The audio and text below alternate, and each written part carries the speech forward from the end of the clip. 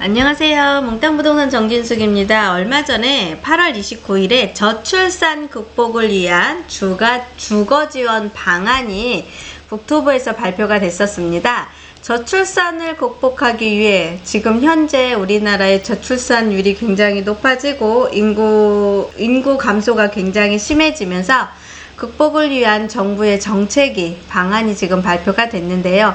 어떠한 것들이 나와 있는지 좀 알아보시면 대부분 99%가 청약 관련된 이야기입니다. 그래서 한번 저희가 청약에 관련된 이야기다 보니까 한번 영상을 달아볼까 하고 이렇게 영상을 켜게 되었습니다.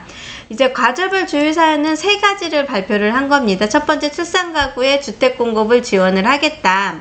출산가구 주택 공급 지원을 하는 게 첫 번째고요. 두 번째는 출산가구 금융을 지원을 하겠다. 주택을 공급하는 걸 지원을 하고 금융을 지원을 하고, 세 번째는 혼인 시 불리한 청약 제도를 개선을 하겠다가 이제 발표 과제별 추진 과정입니다. 출산가구의 주택 공급을 지원을 하겠다에는 또 3가지 발표안이 있는데요. 공공분양을 신생아 특별공급으로 신설하겠다. 민간분양도 신생아 출산하신 분한테 우선 공급을 하고 신설을 하겠다. 공공임대도 신생아 출산하는 분한테 우선 공급을 하겠다.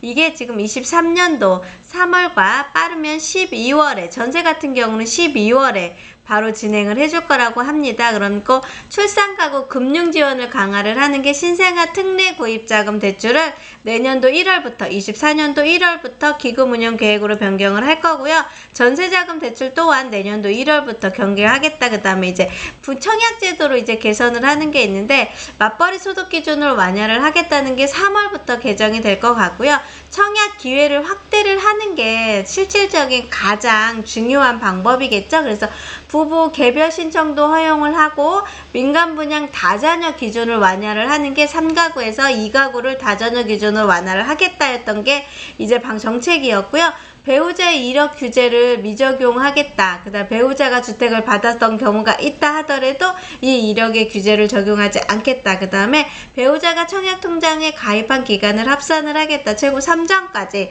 합산을 배우자한테 계약할 때 특공해서, 그러니까 가점을 적용을 할 때 배우자한테 3점을 넘겨서 지원을 할 수 있는 건 12월부터 방안이 됐고요. 청년 특공 공공지원 민간임대 혼인규제 개선으로 2023년도 12월에 바로 반영이 될 것 같습니다. 그래서 신생아 특별공급 및 우선공급 개선 제도는 청약 시스템 개편 일정 등을 고려하여 내년도 3월에 시행을 한다고 하니까 시행 일정을 좀 보시고서 판단을 좀 하시면 좋겠습니다.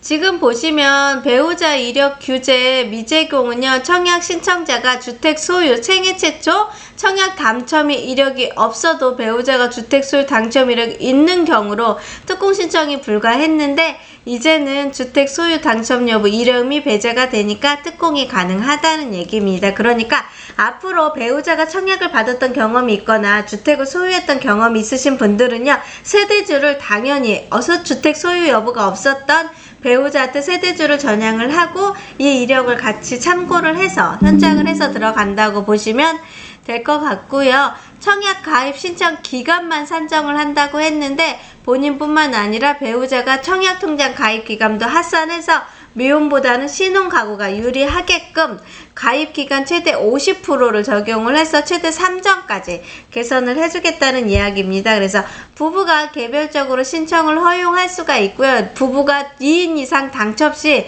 둘 다 모유를 했던 걸 먼저 신청한 부분에 대해서 유효화 시켜주겠다. 그 다음에 다자녀 기준 완화가 3자녀에서 2자녀로 하겠다. 그 다음에 배우자 규제 미적용됐던 게 본인 주택 소유 여부 당첨 이력이 없어도 배우자가 주택 소유 당첨 이력이 있을 때는 신청이 불가했었는데 특공이 불가했었죠.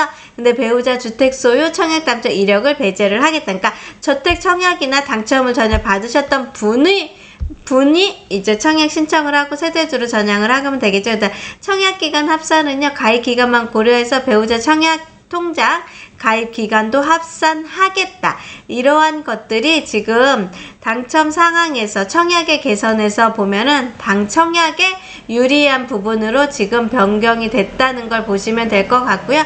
기간은 24년도 12월부터 시작을 해서 24년도 3월까지 적용이 된다고 보시면 될 것 같습니다. 그래서 앞으로 청약통장이 가입이 되는데 거기서 변경되는 것들은요. 현행됐던 동일인이 2인, 부부가 2인이 당첨 시에 둘 다 무효 처리됐던 게 동일일자로 부부 2인이 당첨 시에 먼저 신청한 부분 유효로 처리를 해주겠다.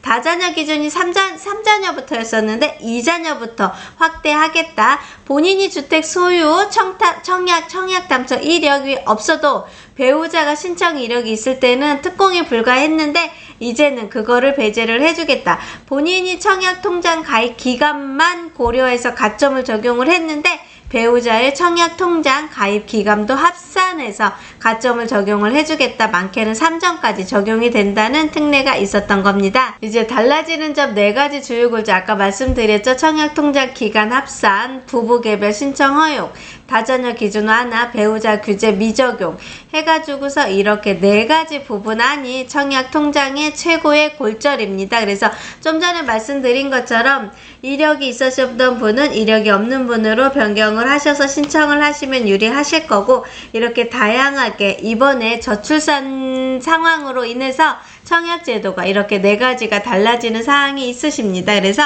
혹시 청약을 나중에 이제 내년도 2023년도 12월부터 시작을 해서 24년도 1월 3월 달에 개선이 될 겁니다. 그러면 5-1 생활권에 스마트 시티에 적용이 되실 상황들이 여기에 이번에 해당된 것들이 여러 가지가 있을 것 같으세요. 그래서 그때 5-2 생활권에 스마트 시티 청약이 당첨이 되거나 청약 제도가 있을 때 개선되고 시작되고 발표되는 바들을 당연히 고민을 고려를 하셔서 어떻게 가점을 올리고 어떻게 청약을 받을 때 유리한지를 조금 더 고민을 해보시면 좋을 것 같습니다.